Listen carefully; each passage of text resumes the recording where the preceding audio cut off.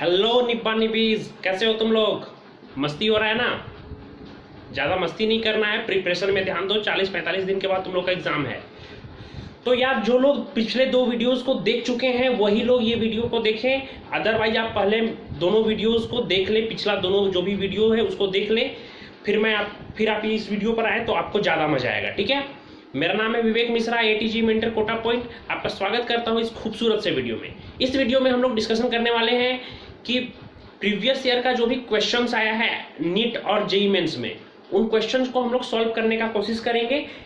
और मैं आप लोग को कहूँगा कि अगर आप लोग बैठे हुए हैं तो प्लीज कॉपी पेन लेकर के बैठिए, तो आपको ये वीडियो बहुत ज़्यादा फ्रूटफुल साबित होगा। इस वीडियो को सलमान खान की मूवी की जैसा मत देखिए, ठीक है? तो कॉपी पेन निकाल लीजिए, उसके बाद देखना शुरू करिए। देखिए आपको कितना मजा आता है इस वीडियो में। देखो भाई, सबसे पहला क्वेश्चन हमने उठाया है। सबसे पहले तो तुम लोग क्वेश्चन देख करके खुद से उसको ट्राई करोगे, उसके बाद ही पॉज करके उसके बाद ही सॉल्यूशन देखना। The photoelectric emission from the certain metal of cut off frequency new, इसे न्यू पढ़ते हैं, ठीक है? If the radiation of frequency 2 new impinge on the metal plate, then maximum possible velocity of electron is, ये कह रहा है कि एक मेटल प्लेट है, एक मेटालिक सरफेस है, उसका कट ऑफ फ्रीक्वेंसी का मतलब होता है थ्रेशोल्ड फ्रीक्वेंसी, उसका थ्रेशोल्ड फ्रीक्वेंसी है न्यू, और वहां पे लाइट गिर रहा है, उसका थ्रेशोल्ड फ्रीक्वेंसी है न्यू, और वहां पे लाइट गिर रहा है 2 न्यू फ्रीक्वेंसी का, ठीक है? तो आपको बताना है कि maximum possible velocity of electron, जो इलेक्ट्रॉन आ रहा है, इलेक्ट्रॉन यहां से जो निकलेगा उसका वो किस यहां से जो इलेक्ट्रॉन निकलेगा उसका मैक्सिमम वेलोसिटी क्या हो सकता है, what may be the maximum velocity. ज्यादातर बच्चों को ये समझ में आ गया होगा, बहुत आसान क्वेश्चन है, बन भी जाएगा अगर आपने प्रीवियस वीडियोस को ध्यान से देखा है तो। बताओ, आइंस्टीन भाई साहब ने क्या कहा था कि जो नेट एनर्जी है वो 2 तरीके से खर्च होता है, पहला वर्क फंक्शन के फॉर्म में और दूसरा काइनेटिक एनर्जी देने में। इसी 2 तरीके से खर्च होता है ना। देखो यहाँ पे 4 ऑप्शन भी हमें दिया हुआ है। एम क्या है? मास ऑफ इलेक्ट्रॉन, क्वेश्चन में कंसीडर्ड था। सोचो एनर्जी क्या होता है? HF नॉट HF, F क्या है? फ्रीक्वेंसी, और थ्रेशोल्ड फ्रीक्वेंसी क्या होता है? HF not plus kinetic energy, जो काइनेटिक एनर्जी है ही। आप जरा खुद से सोचिए, F क्या है? वो फ्रीक्वेंसी जिसका लाइट का फ्रीक्वेंसी जो कि आकर के मेटालिक सरफेस पे गिर रहा है। तो किस फ्रीक्वेंसी का लाइट आकर के गिर रहा है? 2 न्यू, ठीक है ना? ध्यान से देखो, 2 न्यू, तो H into 2 nu is equal to HF naught. F naught क्या है? F नोट आप लोग को पता है, F नोट है जो कट ऑफ फ्रीक्वेंसी होता है, या फिर उसी को बोलते हैं हम लोग थ्रेशोल्ड फ्रीक्वेंसी, उसको F नोट बोलते हैं। तो यहाँ से बोल सकते हैं H इंटू F नोट की जगह पे न्यू पुट कर सकते हैं, प्लस काइनेटिक एनर्जी का फॉर्मूला क्या होता है? Half mv²। बहुत बढ़िया, ध्यान से देखो, H न्यू इधर आ जाएगा, यहाँ 2H न्यू में से H न्यू गया, कितना बचा? H nu is equal to half mv²। अब इसको आप बहुत आसानी से सॉल्व कर सकते हो। सोचो, क्या आप इसको आसानी से सॉल्व नहीं कर सकते हैं? आपको क्या निकालना है? वेलोसिटी ही निकालना है ना। निकल गया वेलोसिटी, वेलोसिटी का स्क्वायर इज इक्वल टू 2, यहाँ पे गया 2H न्यू अपॉन m, नीचे गया, जब ये स्क्वायर हटेगा यहाँ पे रूट आएगा, तो 2H new by m will be the correct answer. बताओ कौन सा ऑप्शन है 2H न्यू बाई m? देखो ये last option number D is the correct answer. I hope आपको ये समझ में आया होगा। चलो देखते हैं नेक्स्ट क्वेश्चन, जल्दी से इसको नोट डाउन कर लो, और अगर आपने इसको सॉल्व कर दिया खुद से तो बहुत बहुत बधाई आपको।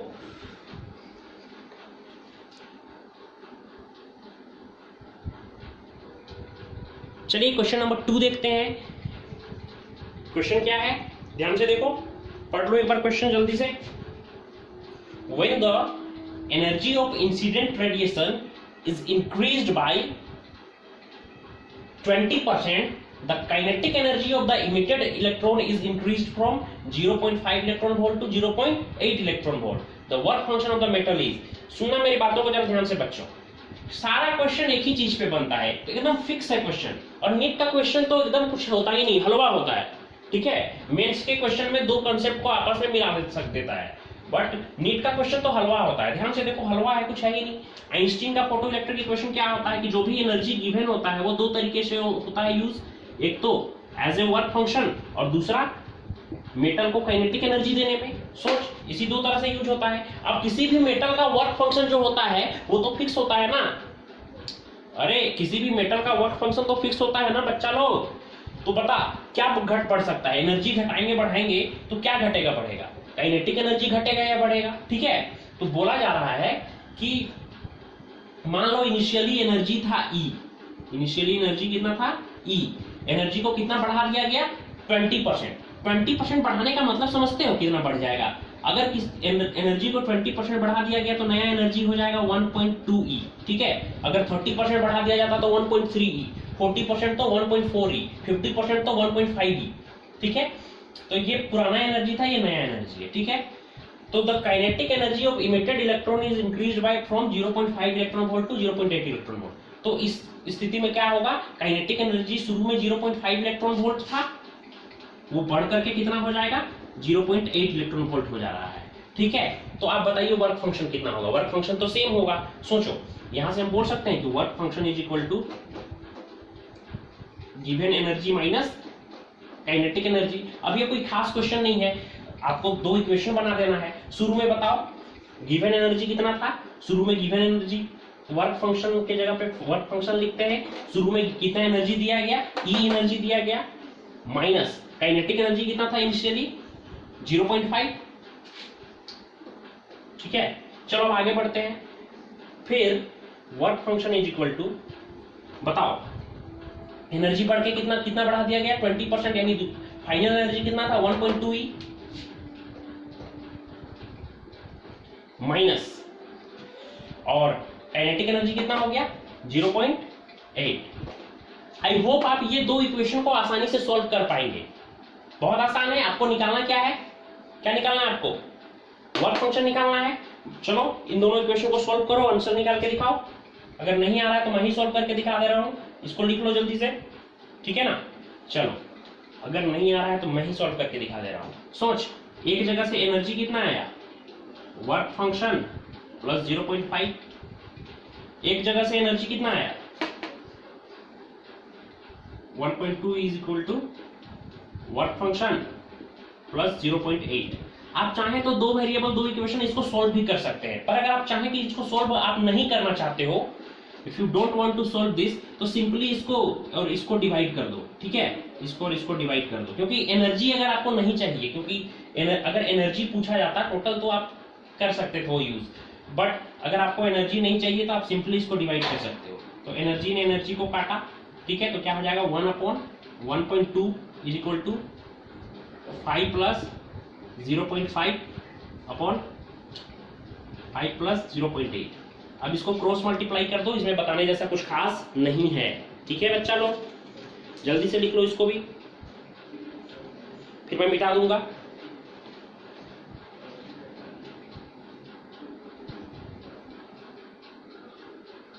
तो 2013-2014 का क्वेश्चन करने के बाद नीट 2015 का ये क्वेश्चन हम लोग लेके बैठे हुए, ठीक है। देखो भाई, अगर तुम्हें क्वेश्चन पढ़ना आ गया, क्वेश्चन क्या पूछ रहा है ये जानना आ गया, पेन घुमाना आ गया, मैं यकीन के साथ कहता हूं तुम एम्स में चले गए, अच्छे मेडिकल कॉलेज में एम्स में जाकर के तुम बैठ गए। बस तुमको क्वेश्चन को समझना आना चाहिए और पेन घुमाना आना चाहिए। तो पहले क्वेश्चन को समझो, ज्यादातर बच्चों को क्वेश्चन समझ ही नहीं आता है। समझो क्वेश्चन क्या है, ध्यान से पढ़ो, 2 बार पढ़ो, 3 बार पढ़ो। A certain metallic surface is illuminated with monochromatic light of wavelength lambda। हाँ भाई, एक सर्टेन एक मेटालिक सरफेस है, उसमें गिराया जाता है मोनोक्रोमेटिक लाइट जिसका वेवलेंथ कितना है lambda. Stopping potential of photoelectric current for this light is 3V0। इस केस में स्टॉपिंग पोटेंशियल क्या है 3V0 है। If the same light is illuminated with light of wavelength 2 lambda, the stopping potential is V0, then threshold wavelength is। आपको पूछा है threshold wavelength, फिर से वही काम है। आपको एक बार लैम्डा वेवलेंथ का गिरा दिया है, ये लाइट गिरा दिया है और स्टॉपिंग पोटेंशियल 3V0 दे दिया है, और एक बार क्या गिरा दिया 2 लैम्डा का वेवलेंथ का लाइट गिरा दिया है और स्टॉपिंग पोटेंशियल V0 दे दिया है। आपको बताना है थ्रेशोल्ड वेवलेंथ। फिर से दो इक्वेशन, दो वेरिएबल आपको सोल्व करके दिखाना है। इसमें 4 ऑप्शन भी दिया हुआ है क्वेश्चन में। नीट 2015 का क्वेश्चन है, फर्स्ट फेज वाला। लेमडा बाई 4, एक्चुअली AIPMT बोलना चाहिए मेरे को। लेमडा बाई 6 लेमडा और 4 लेमडा। मैं 4 ऑप्शन दे देता हूं, ठीक है। जल्दी से इसको सॉल्व करके दिखाओ। टिक टिक टिक टिक टिक टिक टिक टिक कमेंट करो जो जो सॉल्व कर लिए। पॉज करके सॉल्व करना है भाई। हाँ चलिए देखते हैं, जिनसे हुआ ठीक, नहीं हुआ उनसे भी ठीक। बताओ एनर्जी इज इक्वल टू क्या होता है। मैंने आपको बताया है प्रीवियस क्लास में ही, मैंने नहीं, आइंस्टीन भाई साहब ने बताया है, मैंने वही चीज आपको समझाया है। सोच, एनर्जी इज इक्वल टू क्या होता है? Work function plus kinetic energy, ठीक है। तो एनर्जी को अपन चाहे तो लिख सकते हैं hc बाई लेमडा। बताओ वर्क फंक्शन क्या होता है? hc by lambda not. Lambda naught ही तो अपने को निकालना है। काइनेटिक एनर्जी को चाहते हैं तो हम लोग E इंटू भी ऐसे भी लिख सकते हैं। भी क्या है? Stopping potential. पहले वाले केस में स्टॉपिंग पोटेंशियल कितना है? 3v not. तो चलो लिख लेते हैं बगल में hc by lambda is equal to hc by lambda naught, है ना। मेरे को लेमडा नॉट निकालना है, प्लस E इंटू, बताओ भी के जगह पर कितना है? 3v नॉट है, तो लिख देते हैं डायरेक्ट 3ev नॉट। अरे E इंटू 3v नॉट क्या हो जाएगा? 3ev नॉट हो जाएगा ना। इसको इक्वेशन 1 मान लो, ठीक है। उसी तरह से फिर हमने क्या किया, सेम लाइट को गिराया और वेवलेंथ कितना है? 2 लेमडा है। तो इस बार कितना हो जाएगा? hc by 2 lambda is equal to hc by, ये वर्क फंक्शन में तो कोई चेंज नहीं होगा, hc by lambda naught, plus इस बार स्टॉपिंग पोटेंशियल कितना है? ध्यान से देखो, इस पर स्टॉपिंग पोटेंशियल है v नॉट। तो क्या हो जाएगा? E v not. ये है इक्वेशन 2। बताओ मेरे को आंसर किसके टर्म में निकालना है? लेमडा के टर्म में निकालना है। इसका मतलब मेरे को कंप्लीटली किस चीज को कैंसिल आउट करना पड़ेगा? E v नॉट को मेरे को कंप्लीटली कैंसिल आउट करना पड़ेगा। कैसे कैंसिल आउट करेंगे? अरे इक्वेशन 2 में E v नॉट को अगर मेरे को कंप्लीटली कैंसिल आउट करना है तो इक्वेशन 2 में आप लोग को इक्वेशन सॉल्व करना आना चाहिए। इक्वेशन 2 में को किससे मल्टीप्लाई करेंगे? 3 से मल्टीप्लाई करेंगे। 3 से मल्टीप्लाई करेंगे तो क्या हो जाएगा? देखो ये मैं क्वेश्चन बन गया यहीं पर। अब मैं आपको बस इक्वेशन सॉल्व करना सिखा रहा हूं, ठीक है। तो चलो पुट करते हैं। क्या पुट करें? मेरे को लेमडा के टर्म में आंसर चाहिए, लेमडा नॉट का वैल्यू लेमडा के टर्म में चाहिए। तो मैं v नॉट को उड़ाना चाहता हूं। कैसे उड़ाऊंगा? 3v not. तो इसको 3 से मल्टीप्लाई कर दिया पूरे इंटायर टर्म को, तो क्या हो जाएगा यहाँ पे? ध्यान से देखो, 3hc बाई 2 लेमडा। पता नहीं ये दिख रहा है या नहीं, मुझे कैमरा के पीछे जाकर देखना पड़ेगा। बिल्कुल दिख रहा है। 3hc by 2 lambda is equal to 3hc by lambda naught plus 3ev naught, equation 3। इन दोनों को सॉल्व कर दो। पहला वाला और तीसरा वाला जो इक्वेशन बना उसको सॉल्व कर दो, सब्सट्रैक्ट कर दो दोनों को एक्चुअली। तो बताओ 3ev नॉट से 3ev नॉट कैंसिल हो जाएगा, ठीक है ना। hc लेमडा नॉट से 3hc लेमडा नॉट में से hc लेमडा नॉट जब जाएगा तो बचेगा क्या भाई? 3, मैं बोल रहा हूँ 3hc लेमडा नॉट में से hc लेमडा नॉट जब जाएगा तो क्या बचेगा? 2hc लेमडा नॉट, ठीक है, is equal to 3hc by 2 lambda से hc बाई लेमडा जब जाएगा। मैं क्या कर रहा हूँ आपको समझ में आ रहा है ना? इक्वेशन 3 में से इक्वेशन 1 को सब्सट्रैक्ट कर रहा हूँ। ये मैं इक्वेशन सॉल्व कर रहा हूँ। इक्वेशन सॉल्व अगर आपको नहीं करने आता है कमेंट बॉक्स में लिख के बताइए। 3hc बाई 2 लेमडा से hc बाई लेमडा को जब सब्सट्रैक्ट करेंगे तो 3 बाई 2 में 1 जाएगा, क्या बचेगा? 1 बाई 2 बचेगा।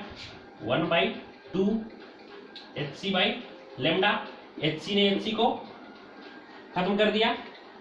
सही बोल रहा हूँ ना मैं? हाँ या ना बोलो, सही बोल रहा हूँ ना मैं? तो बताओ ये लेमडा नोट क्रॉस मल्टीप्लाई करो, लेमडा नोट किसके बराबर हो जाएगा? 4 लेमडा के बराबर हो। ऑल राइट, बहुत शानदार बच्चा लोग, ठोको। लेमडा नोट किसके बराबर होगा? 4 लेमडा के बराबर होगा। मतलब थ्रेशोल्ड वेवलेंथ जो होगा वो 4 लेमडा के बराबर होगा। जल्दी से इसको नोट डाउन कर लो, फिर हम लोग जेईई मेंस के कुछ क्वेश्चंस को देखेंगे। बच्चा लोग ये क्वेश्चन है जेईई मेंस का क्वेश्चन, जेईई मेंस 2013 का क्वेश्चन। बहुत ही अच्छा क्वेश्चन पूछा था, दो तीन एक दो कंसेप्ट का मिक्सचर है ये जो आपको समझना है, क्योंकि जेई मेंस का जो क्वेश्चन होता है वो नीट के क्वेश्चन के कंपैरिजन में हल्का सा टफ होता है। ऐसा नहीं है कि जेई मेंस में आसान क्वेश्चन नहीं पूछ जाते, बहुत सारे आसान क्वेश्चन पूछ जाते हैं, ये भी आसानी क्वेश्चन है, बस आपको समझना है। अगर आप इस क्वेश्चन को समझ गए तो ये आपको हलवा लगेगा, ठीक है। पर ज्यादातर बच्चों को क्वेश्चन ही समझ में नहीं आता, ये एक बहुत बड़ा प्रॉब्लम है। इसके लिए क्वेश्चन को आप बार बार पढ़ना सीखिए। तो आप जेई मेंस का ये क्वेश्चन देखिए क्या पूछा था इसमें। अगर पॉसिबल है तो आप इसको लिख भी लीजिए कॉपी में, क्योंकि इसको सोल्व करते वक्त हो सकता है मेरे को ये मिटाना पड़ेगा, इरेज करना पड़ेगा। तो अगर आपकी कॉपी में ये नोट डाउन रहेगा तो काफी अच्छा होगा। द रेडिएशन क्वेश्चन को, the radiation corresponding 3 to 2 transition of hydrogen atom falls on a metallic surface to produce photoelectron. These electrons are made to enter in a magnetic field of 3 into 10 raised to the power minus 4 Tesla. If the radius of the largest circular path is 10 millimeter, the work function of the metal is close to. Question क्या बोला है समझो। देखो सबसे पहले समझो, आप लोग हाइड्रोजन एटम के बारे में आप लोगों को पता होगा ना कि हाइड्रोजन एटम का अलग अलग ऑर्बिट या फिर किसी भी एटम का अलग अलग ऑर्बिट होता है ना। इसको बोलते हैं ग्राउंड स्टेट, फिर एक्साइटेड स्टेट। तो जब भी इलेक्ट्रॉन्स ऊपर के सेल्स में जाता है तो उसको क्या चाहिए होता है, जैसे कि सेल 1 से सेल 2 में अगर उसको जाना हो तो उसको क्या चाहिए होता है, एनर्जी चाहिए होता है, एनर्जी चाहिए होता है ना। उसी तरह से अगर उसको सेल 2 से सेल 3 में जाना हो फिर भी उसको एनर्जी चाहिए होता है, ठीक है। पर यार ये जो एक्साइटेड स्टेट एक अनस्टेबल स्टेट है, उसमें वो बहुत ज्यादा देर तक रह नहीं पाता है, ठीक है। तो फिर उसको वापस आना पड़ता है। तो मान लो अगर 2 से 3 में जाने में उसको के लिए उसको एनर्जी चाहिए था, फिर उसको 3 से 2 में जाएगा जब तो वो क्या करेगा, कुछ एनर्जी रिलीज करेगा, है ना। तो वही क्वेश्चन में बोला है कि 3 से 2 में अगर ट्रांजिशन हुआ इलेक्ट्रॉन का तो वो कुछ एनर्जी रिलीज करेगा। कितना एनर्जी रिलीज करेगा ये अभी हम लोग देखेंगे, पहले क्वेश्चन में आपको समझा देता हूं। यही एनर्जी जो है वो जाकर के कहां पे गिरता है, एक मेटालिक सरफेस पे जाकर के गिरता है, ठीक है। पक्की बात, यही एनर्जी जाकर के एक मेटालिक सरफेस पे गिरता है। सोच, अगर ये एनर्जी मेटालिक सरफेस पे जाकर गिरेगा तो यहां से क्या इजेक्ट होगा, इलेक्ट्रॉन इजेक्ट होगा ना, इलेक्ट्रॉन इजेक्ट। यहां से क्या इजेक्ट हुआ, फोटो इलेक्ट्रॉन्स इजेक्ट हुआ, ठीक है। वो एंटर करता है पुचुक पुचुक पुचुक पुचुक चुबैक चुबैक चुबैक एक मैग्नेटिक फील्ड में एंटर करता है, ठीक है। फिर से मैं कहानी बताऊंगा। 3 से 2 में इलेक्ट्रॉन का ट्रांजिशन हुआ तो यहां से एनर्जी रिलीज हुआ। कितना एनर्जी रिलीज हुआ वो मेरे को निकालना है।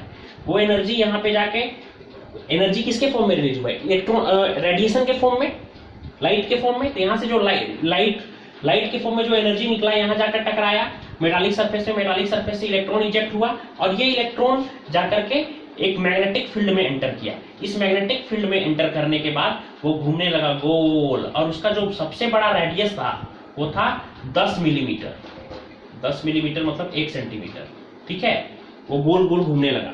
तो आपको बताना है कि इसका maximum the work function of the metal is close to, इस मेटल का वर्क फंक्शन कितना होगा, ठीक है। सोचो सबसे बड़ा रेडियस 10 मिलीमीटर कब बना रहा होगा, जब इसका कब बनाता है रेडियस बड़ा, जब इसका काइनेटिक एनर्जी मैक्सिमम होता है, उस समय जब इसकी वेलोसिटी मैक्सिमम होती है। तो चलो देखते हैं। आई होप आपने क्वेश्चन लिख लिया होगा। अब हम लोग इसको सॉल्व करेंगे डायरेक्ट। जल्दी से लिख लो, अगर नहीं लिखा है तो पॉज करके, ठीक है। देखो अब इस क्वेश्चन को समझो बहुत ध्यान से, बहुत अच्छा क्वेश्चन है पर कुछ खास दम नहीं है इसमें।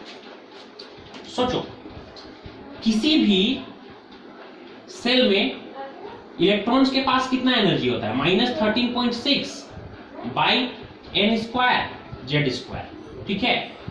n क्या है, नंबर ऑफ सेल कि वो जिस सेल में है वो, और z क्या है, z है एटॉमिक नंबर उसका।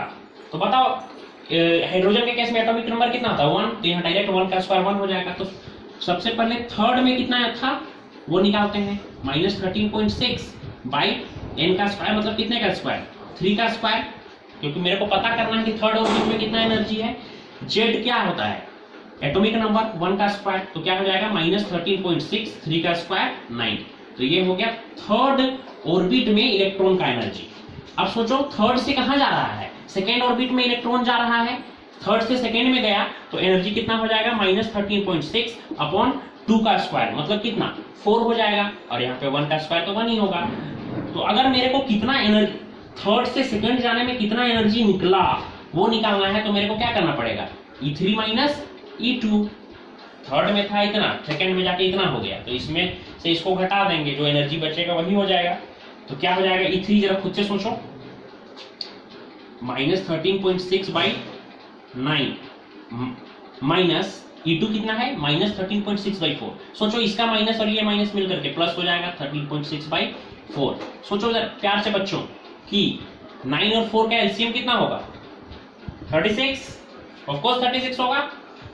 तो सोच अगर 9 और 4 का एलसीएम 36 हो गया तो ये 4 से मल्टीप्लाई होगा ना, कितना हो जाएगा, 4 × 6 4, 4 × 3 12, 12 और 2 14, 4 1 जा 4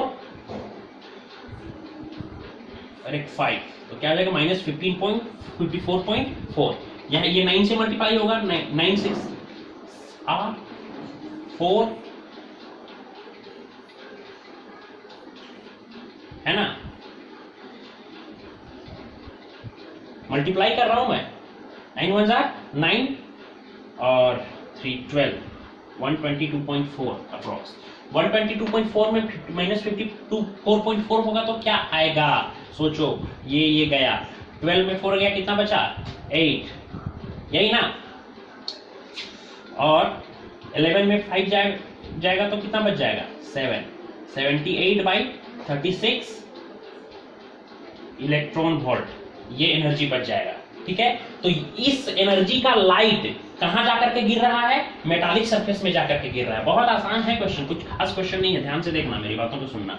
इस एनर्जी का लाइट 78/36 इलेक्ट्रॉन वोल्ट, इस एनर्जी का लाइट मेटालिक सरफेस में जाकर के गिर रहा है। जब वो मेटालिक सरफेस में जाकर के गिरेगा तो सोचो बच्चा लोग, यहाँ से क्या इजेक्ट होगा, इलेक्ट्रॉन इजेक्ट होगा ना। ये इस इलेक्ट्रॉन के पास को निकालने में टोटल एनर्जी जो है वो 2 तरीके से वेस्ट होगा। पहला इस इलेक्ट्रॉन को निकालने में, और दूसरा इसको काइनेटिक एनर्जी देने में खर्च होगा।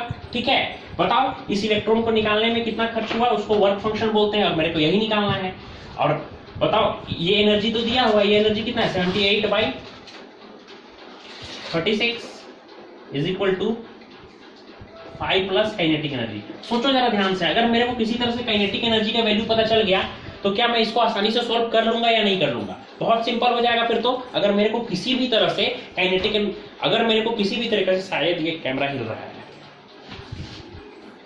नहीं सब सही है, अगर मेरे को किसी तरह से इस काइनेटिक एनर्जी का वैल्यू पता चल जाए तो काम चल जाएगा। तो इसके लिए मेरे को दिया हुआ है कि ये इलेक्ट्रॉन एक मैग्नेटिक फील्ड में एंटर करता है, उसकी वैल्यू कितनी है, B is equal to 3 × 10⁻⁻4 tesla. इस मैग्नेटिक फील्ड में एंटर करता है ये इलेक्ट्रॉन। ठीक है, सोचो जरा खुद से, अगर ये इसको मैं मिटा दे रहा हूं इधर, आप लोग लिख लीजिएगा, उस मैग्नेटिक फील्ड में एंटर कर रहा है वो। ठीक है, उस मैग्नेटिक फील्ड में एंटर करके वो कैसे घूमेगा, मेरे को इसके रेडियस की हेल्प से निकालना है काइनेटिक एनर्जी। तो सबसे पहले हम देखेंगे कि हम क्या क्या कर सकते हैं। ठीक है, तो रेडियस अगर मेरे को पता है, याद करो, मैं कुछ भी फॉर्मूला डायरेक्ट नहीं लिखाऊंगा, मैं आपको डिराइव करूंगा। Force is equal to magnetic force is equal to, जब ये यहाँ पे एंटर करेगा तो मैग्नेटिक फोर्स निकलेगा, ऑब्वियस सी बात है, गोल गोल घूम रहा है तो कितने डिग्री पे एंटर किया होगा, 90 डिग्री पे एंटर किया होगा। तो मैग्नेटिक फोर्स का फॉर्मूला क्या होता है, QVB, V is the velocity, B is the magnetic field. बहुत शानदार। सोचो मैग्नेटिक फोर्स के अलावा toward the centre centripetal force भी लग रहा होगा, उसी फोर्स को मैग्नेटिक फोर्स बोलते हैं। चलो इक्वेट कर लेते हैं, mv²/r is equal to QVB। जरा खुद से सोचो, B ने B को काटा, R को अगर हम उधर लेके चले तो R इज इक्वल टू क्या हो जाएगा, mv/QB। ये होगा रेडियस का फॉर्मूला। याद करो, mv क्या है प्यारे बच्चों, m × v, मास × वेलोसिटी क्या होता है, लीनियर मोमेंटम। तो इसको हम बोल सकते हैं P/QB। जरा खुद से सोचो, R की वैल्यू कितनी है, R की वैल्यू कितनी है, बहुत बढ़िया, 10 मिलीमीटर। 10 मिलीमीटर ही मैक्सिमम रेडियस है ना, उसको हम लोग मीटर में चेंज करेंगे तो 10⁻⁻² मीटर हो जाएगा। ठीक है, P, अगर लीनियर मोमेंटम पता चल गया तो काइनेटिक एनर्जी तो पता चल ही जाएगा ना। पी स्क्वायर बाई 2m होता है। तो चार्ज q कितना है E, और B मैग्नेटिक फील्ड कितना है 3 इंटू 10⁻⁻⁴। चलो क्रॉस मल्टीप्लाई कर देते हैं, क्या हो जाएगा P is equal to 3 into 10⁻⁻⁴ और -2 मिलकर के -6 इंटू E, यही हो जाएगा। पर मेरे को क्या निकालना है, काइनेटिक एनर्जी। काइनेटिक एनर्जी किसके बराबर होता है, पी स्क्वायर बाई 2m के बराबर, ठीक है। अरे सोचो ना, P is equal to M भी, तो m स्क्वायर बी स्क्वायर में m ने m को काटा, एम भी स्क्वायर बाई 2 बच जाएगा, ठीक है। थोड़ा दिमाग लगाओ, P स्क्वायर मतलब कितने, इस पूरे का स्क्वायर, ठीक है, 3 का स्क्वायर 9, 10⁻⁻⁶ का स्क्वायर 10⁻⁻12, E का square E square upon 2 into mass क्या है, मास किसका है, जो चार्ज यहाँ पे एंटर कर रहा है, कौन सा चार्ज एंटर कर रहा है, इलेक्ट्रॉन एंटर कर रहा है। इलेक्ट्रॉन का मास कितना होता है 9.1 इंटू 10⁻31, ठीक है। अब सोचो, पर ये तो जूल में आ जाएगा ना, इसको मेरे को किस में चेंज करना है, इलेक्ट्रॉन वोल्ट में चेंज करना है। इलेक्ट्रॉन वोल्ट में कैसे चेंज करेंगे, इलेक्ट्रॉन से मल्टीप्लाई करके, डिवाइड करके, आई मीन ये इलेक्ट्रॉन से डिवाइड करेंगे तो ये इलेक्ट्रॉन वोल्ट में चेंज हो जाएगा, ठीक है। एक ई ने एक ई को काटा, अब सोचो 9 से मैंने इसको उड़ा दिया, अरे थोड़ा सा ज्यादा आएगा, पर क्योंकि मेरे को फास्टेस्ट कैलकुलेशन करना है तो एग्जैक्ट कैलकुलेशन करने की जरूरत नहीं, 1 मान लो, ठीक है। अब सोचो इसको, चलो मैं आगे कैलकुलेट करता हूं। यहां पर सोचो, यहां पे 10⁻31, ये यहां पे 10⁻12, और इलेक्ट्रॉन में कितना चार्ज होता है भाई साहब, इलेक्ट्रॉन में कितना चार्ज होता है